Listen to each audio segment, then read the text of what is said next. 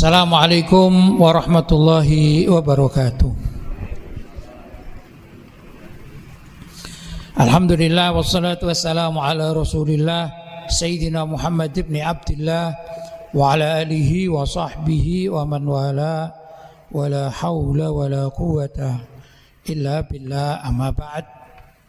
Hadratul mukarramin, ma'asyiral hadirin wal hadirat, jamaah Majelis Taklim Al-Basiro di Aula Pesantren Ilmu Al-Quran yang dirahmati oleh Allah. Alhamdulillah, sampai hari ini Allah masih berkenan memberikan kesehatan bagi kita, memberikan umur yang panjang, sehingga kita bisa melaksanakan salah satu kegiatan perintah agama, yaitu hadir majelis taklim atau belajar ilmu syariat agama Allah Subhanahu wa ta'ala. Mudah-mudahan langkah kita dari rumah hingga kini dan kembali lagi ke rumah masing-masing atau ke tempat masing-masing dicatat oleh Allah Subhanahu wa ta'ala sebagai amal ibadah yang pahalanya berlipat ganda. Allahumma amin. Mudah-mudahan amalan kita oleh Allah Subhanahu wa ta'ala diterima dan dijadikan amalan yang barokah, amalan yang diberi pahala berlipat ganda, ya. Allahumma amin. Bapak-bapak, ibu-ibu yang dirahmati oleh Allah, pada kesempatan ini saya akan melanjutkan bab terakhir terkait dengan tata cara adab sopan santun memilih calon istri. Kalau kita sudah punya istri atau yang ibu-ibu sudah punya suami, maka yang dicari adalah calon menantu, gitu ya. Nah, ini juga penting, harus tahu. Karena bagaimanapun juga anak-anak kita, baik laki-laki maupun perempuan ini, ya, yang nanya laki-laki ya bicara tentang anak laki-laki, yang anak perempuan ya bicara tentang anak perempuan. Itu menjadi salah satu tanggung jawab kita agar saat berumah tangga tidak salah memilih pasangan, yaitu pasangan yang sekira diridhoi oleh Allah Subhanahu wa ta'ala. Jadi bukan asal suka sama suka, tapi bagaimana caranya memilih pasangan tersebut, baik untuk dirinya sendiri bagi yang belum menikah, atau untuk keluarganya, yaitu bagi yang sudah mempunyai anak, itu calon mertua, gitu ya. Kita ini kan kalau kita punya anak ini, terutama bapak-bapak dan ibu-ibu ini kan namanya calon mertua, ya. Katanya begini, ada satu pemeo gitu. Menantu itu ibarat tamu di rumah kita. Kalau kita punya tamu dan tamunya kita perlakukan dengan baik, maka tamu tersebut akan duduk manis, menghormati kita, kan gitu ya. Kalau misalnya kita suguhi makan, sedangkan tempat makannya itu bukan di hadapan tamu ini, perlu pindah tempat dulu, ya, ke ruang sebelah misalnya. Maka tamunya ini sam'an wa ta'atan, ya, sami'na wa ata'na, ikut aja apa kata tuan rumah, kan begitu ya umumnya. Tentu ini kita bicara tuan rumah yang baik dan tamu yang baik. Disuguhi apa saja ya sudah diterima. Kalau tidak suka ya tidak dicacat, gitu ya, tidak dicela. Ya mungkin dilihat, dicicipin kok rasanya nggak pas dengan lidahnya, ya sudah, nggak komen, biasanya begitu. Kenapa? Karena cara tuan rumah memperlakukan tamu ini dengan baik, begitu. Tapi kalau tuan rumahnya tidak bisa memperlakukan tamunya dengan baik, tuan rumahnya sombong misalnya, ya, tuan rumahnya arogan misalnya. Gimana tuan rumah arogan ini? Contoh, kalau kita ada tamu, terus kita ini kebetulan bawa air minum. Karena arogannya tuan rumah, air minum itu disiramkan ke badannya tamu. Marah enggak kira-kira? Marah. Kalau marah macam-macam perilaku tamu ini, ya. Ya kalau yang paling ringan ya pulang, kan gitu ya.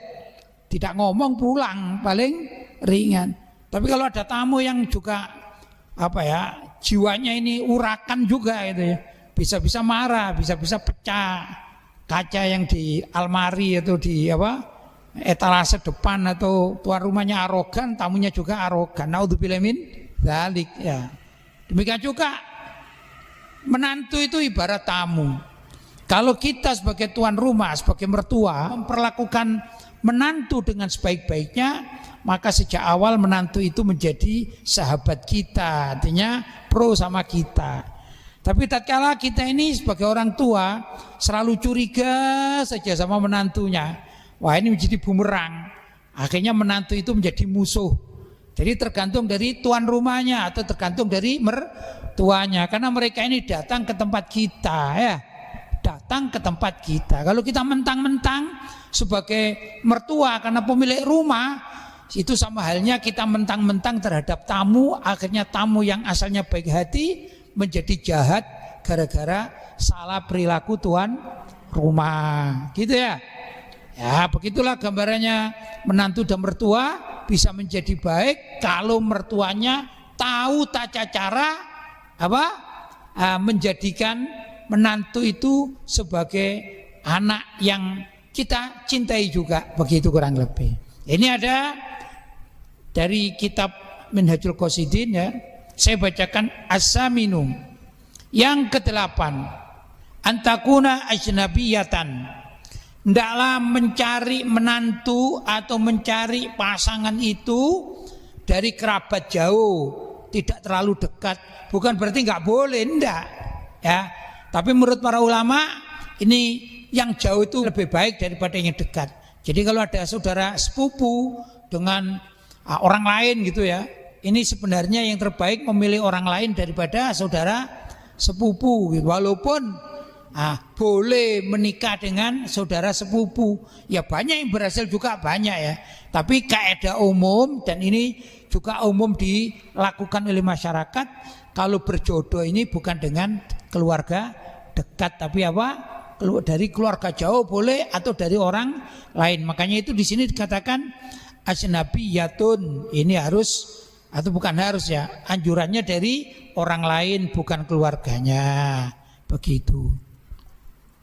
Wa kama yang bagi lirrajuli ayyandura fil mar'ati, maka hendak juga atau hendaklah seorang laki-laki calon suami itu melihat terhadap wanita yang mau dinikahinya.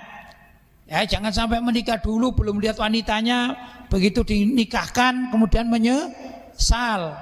Ya, nah, begitu. Bahkan yang lewat foto pun kadang-kadang foto itu juga tidak jujur. Ya, banyak kalau di medsos ini. Kemarin saya ini ketawa sendiri ini di medsos. Ada wanita Indonesia pergi ke Pakistan karena berkenalan dengan seorang lelaki di Facebook. Wah, dengan segala macam janji manis, akhirnya berangkatlah si wanita ini. Subhanallah, sampai di bandara di Pakistan. Pakistan kan lain negeri ya, luar negeri, jauh, gitu ya. Ya tentu dengan perbekalan yang lumayan gitu, yang dikeluarkan oleh si wanita ini. Begitu sampai di bandara Pakistan, ternyata betul calonnya itu menunggu. Hanya masalahnya foto dengan kenyataannya berbeda. Fotonya itu muda, begitu sampai di sana ternyata orang tua. Ya, bukan masalah jelek atau tampan, tapi dari segi usia tidak sesuai dengan harapan atau ekspektasi dari si wanita tersebut, akhirnya kecewa pulang. Bayangkan saja dari Pakistan balik ke Indonesia nggak dapat. Nah ini karena apa? Foto pun kadang-kadang menipu. Yang tepat itu kalau pertama yang diajak komunikasi betul-betul ya jujur, orang terpercaya. Misalnya orang tuanya sendiri atau gurunya mencarikan ya, mengatakan ini loh cocok untukmu. Nah, ini masih rasional ya. Tidak mungkin orang tua itu menipu kan begitu. Tidak mungkin juga guru menipu. Begitu ya. Umumnya mereka jujur. Maka kalau dikatakan ini cantik cantik, ini tampan ya tampan kan begitu umumnya. Ini pandai, ini bertanggung jawab. Tahu biasanya orang tua atau guru biasanya tahu background dari calon kemanten tersebut. Baik. Wayam bagi lil wali ayyandura fi dinir rajuli wa akhlaqihi wa ahwalihi. Nah ini yang bagi hendaklah lil wali untuk wali Maksudnya wali itu orang tua di sini ya, orang tuanya perempuan maupun orang tuanya laki-laki, namanya wali. Tapi kalau dalam pernikahan al-wali, wali itu khusus untuk calon wanita kan gitu kan ya. Maka hendaklah wali wanita itu, walinya anak perempuan itu ayang duro, melihat, memeriksa, meneliti fidinir rajuli, pada agama calon kemanten lakinya, wa akhlakihi, dan akhlaknya. Ditanya kepada keluarganya, mestinya begitu. Itu fulan bin fulan, boleh keluarga dekat, boleh keluarga jauh yang sekira kenal. Misalnya ada anak namanya Agus gitu ya. Maka kalau kita akan mengambil menantu si Agus ini, tanya kepada sepupunya, tanya kepada gurunya, tanya kepada pamannya gitu ya, atau tanya kepada tetangga kanan kirinya, atau teman sekolahnya, gimana Agus ini, akhlaknya baik enggak? Oh, Masya Allah, kalau ini akhlaknya terjamin, berarti tahu ya. Begitu caranya. Kemudian wa ahwalihi, dan keadaannya, keadaan rumah tangganya bagaimana, apakah dari keluarga broken home yang ditinggal oleh orang tuanya sehingga ini menjadi anak jalanan misalnya, harus tahu. Atau memang betul-betul ini anak laki-laki, anak majlisan gitu ya, anak yang senang ke masjid, anak yang mengerti agama, ini perlu ditanya atau diteliti begitu. Lianna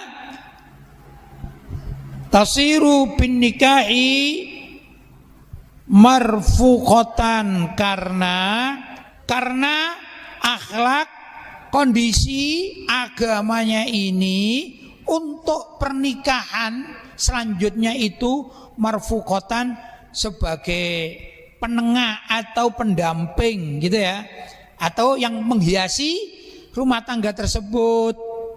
Famata zawwajaha min fasikin au mubtadi'in, maka kapan saja mengawinkan putrinya dengan orang yang fasik, ahli dosa besar, jahat, mubtadi'in, dan orang-orang ahli melakukan kebid'ahan di dalam keagamaan, faqad jana 'alaiha, sungguh telah merusak atasnya, wa ala nafsihi, maksud atas wanita, wa ala nafsihi, dan atas dirinya. Apa itu?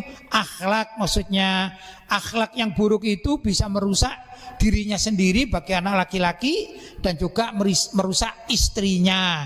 Kalau salah memilih calon menantu, maka wajib bagi wali untuk meneliti siapa saja yang akan menjadi menantunya, begitu ya. Qala rajulun, berkata seorang laki-laki lil Hasan, kepada Sayyidina Hasan Al-Basri radhiyallahu taala anhu, mimman uzawwiju ibnati, dengan siapa akan aku kawinkan putriku?